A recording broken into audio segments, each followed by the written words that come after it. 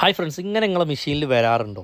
ഇതിന് 4 കാരണങ്ങളാണുള്ളത്. ഒന്നാമത്തെ കാരണം എന്ന് പറഞ്ഞാൽ നമ്മൾ വരുന്ന ഒരു മിസ്റ്റേക്കാണ്. അതെന്താ വെച്ച് കഴിഞ്ഞാൽ നമ്മൾ ബോബിന് ഇടാൻ മറക്കുക, അല്ലെങ്കിൽ ബോബിന് നമ്മളതിൽ ഇൻസേർട്ട് ചെയ്യാതെ തന്നെ അടിച്ചു പോവുക.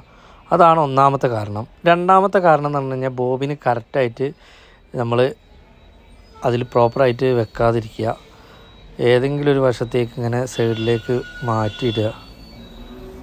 അതുപോലെ ഈ ബോബിൻ്റെ ഉള്ളിൽ ഒരു സ്പ്രിങ് വരുന്നുണ്ട്, അത് നമ്മളൊരു വീഡിയോയിൽ കാണിക്കും. ആ സ്പ്രിങ് നഷ്ടപ്പെട്ടിട്ട് ഇതിൻ്റെ ഈ വലിക്കുന്ന സാധനം ഇങ്ങനെ ഇതേപോലെ നിൽക്കുക. അതേപോലെ നിൽക്കുമ്പോൾ അത് കറക്റ്റായിട്ട് അതിൽ കുടുങ്ങി നിൽക്കില്ല. അപ്പോൾ ആ നൂല്, മേലുള്ള നൂല് ഇതിലേക്ക് വന്ന് ചുറ്റി പിടിക്കാനുള്ള സാധ്യത കൂടുതലുണ്ട്. നിങ്ങൾ പ്രത്യേകം ശ്രദ്ധിക്കണം. നമ്മളെ ബോബിന് നമ്മൾ ഇടയ്ക്കൊന്ന് ചെക്ക് ചെയ്യണം, ബോബിന് കറക്റ്റാണോ അതിൽ ഉള്ളത് എന്നുള്ളത്. ഇല്ലെങ്കിൽ ഇതേപോലെ നൂല് നന്നായിട്ട് കുടുങ്ങിയിട്ട് ഷട്ടിൽ വരെ തിരിയാനുള്ള സാധ്യത ഉണ്ട്. അപ്പോൾ നമ്മളിതെപ്പോഴും ഒന്ന് ശ്രദ്ധിക്കുന്നത് നന്നായിരിക്കും. അതുപോലെ തന്നെ നമ്മൾ പ്രത്യേകം നോക്കേണ്ടത് എന്താ വെച്ച് കഴിഞ്ഞാൽ, സ്പ്രിങ് പോവുക മാത്രമല്ല, നമ്മൾ ഇടുമ്പോൾ അതിൻ്റെ ഉള്ളിൽ എന്തെങ്കിലും സാധനം കുടുങ്ങിക്കിടക്കുകയോ അല്ലെങ്കിൽ നൂലിൻ്റെ ഒരു ചെറിയ പീസ് വരിക, അല്ലെങ്കിൽ നമ്മൾ തയ്ക്കുന്ന വേസ്റ്റിൻ്റെ ഒരു പീസ് വരികയൊക്കെ ചെയ്ത് കഴിഞ്ഞാൽ ബോബിന് ഇതുപോലെ നിൽക്കുക. അങ്ങനെ നിന്നാലും ഈ നൂല് ഇതിലേക്ക് ചുറ്റിക്കയറാനുള്ള സാധ്യത കൂടുതലാണ്.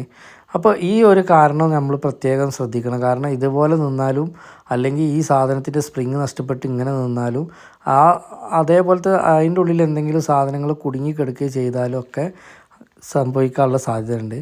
ഇനി മൂന്നാമത്തെ കാരണം, ഷട്ടിലിൻ്റെ ഉള്ളിൽ ബോബിന് ഇതുപോലെയാണ് വരിക.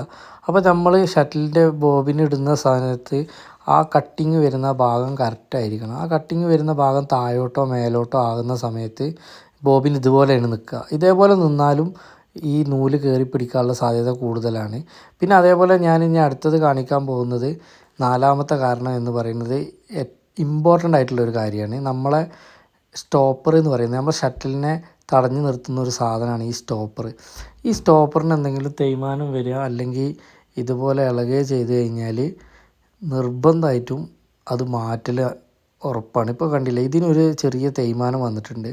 ആ തേയ്മാനം വന്നു കഴിഞ്ഞാൽ ഈ സ്റ്റോപ്പർ എന്ന് പറയുന്ന സാധനത്തിന് ഇളക്കം വരും. ആ ഇളക്കം വരുന്ന സമയത്ത് ആ സൈഡിലൂടെ ഒക്കെ നൂലിറങ്ങാൻ സാധ്യത കൂടുതലാണ്. അപ്പോൾ നമ്മൾ സ്റ്റോപ്പർ എന്തായാലും ചെക്ക് ചെയ്യണം. ഈ ഒരു കംപ്ലയിൻറ്റ് നിങ്ങളുടെ മെഷീനിലുണ്ടെങ്കിൽ നിങ്ങൾ ഫസ്റ്റ് ചെക്ക് ചെയ്യേണ്ടത് സ്റ്റോപ്പറാണ്. സ്റ്റോപ്പർ എന്ന് പറയുന്ന സാധനം ഇതാണ്. ഈ സാധനം എങ്ങനെ ചെക്ക് ചെയ്യാമെന്ന് വെച്ച് കഴിഞ്ഞാൽ, ഇതിൻ്റെ ഒരു മുകൾ ഭാഗത്ത് കണ്ടില്ലേ, ആ കട്ടിങ് കുറേ കഴിയുമ്പോൾ അതിന് തേയ്മാനം വന്നിട്ട് ഇതിൻ്റെ ഉള്ളിൽ ലൂസായിട്ട് ഇരിക്കും. ഇങ്ങനെയാണ്, ഇത് ടൈറ്റായിട്ടാണ്. ഇതിപ്പോൾ എൻ്റെ അടുത്തുള്ള സ്റ്റോപ്പർ പുതിയതാണ്, അപ്പോൾ അത് കറക്റ്റ് ടൈറ്റായിട്ടാണ് നിൽക്കേണ്ടത്. പക്ഷേ ഈ പഴയ സ്റ്റോപ്പറാകുമ്പോൾ നമ്മൾ കുറേ കാലം ഉപയോഗിക്കുന്ന സമയത്ത് അതിനൊരു തേയ്മാനം വരും. അപ്പോൾ അത് അതിൻ്റെ ഉള്ളിൽ ലൂസായിട്ട് കിടക്കും. ഈ ലൂസായി കിടക്കുന്ന സമയത്ത് ഈ ഷട്ടിൽ ഫാസ്റ്റിലായിരിക്കും അങ്ങോട്ടും ഇങ്ങോട്ടും തിരിയുക. അപ്പോൾ അത് കറക്റ്റ് അവിടെ ലൂസായി കിടക്കുക. ഇതുപോലെ ഈ ഇതിൽ കാണിക്കുന്ന പോലെ കണ്ടോ, ആ ഷട്ടിൽ ഇളകുന്ന സമയത്ത് കണ്ടില്ല, അതിൻ്റെ ഇടയിലൊരു ചെറിയ വിടവ് വന്നിട്ട് അവിടെ ഒരു ഇളക്കം സംഭവിക്കുന്നുണ്ട്. ആ ഇളക്കം സംഭവിക്കുന്ന സമയത്താണ് ഈ നൂല് ഇതിലേക്ക് കയറി പിടിക്കുന്നത്.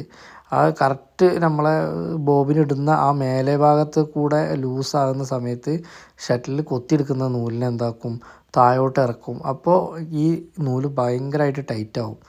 അങ്ങനെയാണ് ഞാൻ ഈ ഫസ്റ്റ് നിങ്ങൾ പിക്ചറിൽ കണ്ട പോലെ നൂല് കയറി പിടിക്കുന്നത്. അപ്പോൾ ഇതിലൊക്കെ എന്ത് സംശയം ഉണ്ടെങ്കിലും നിങ്ങൾ കമൻറ്റിൽ രേഖപ്പെടുത്തുക. പിന്നെ വീഡിയോ ഇഷ്ടപ്പെട്ടാൽ നിങ്ങൾ സബ്സ്ക്രൈബ് ചെയ്യുക.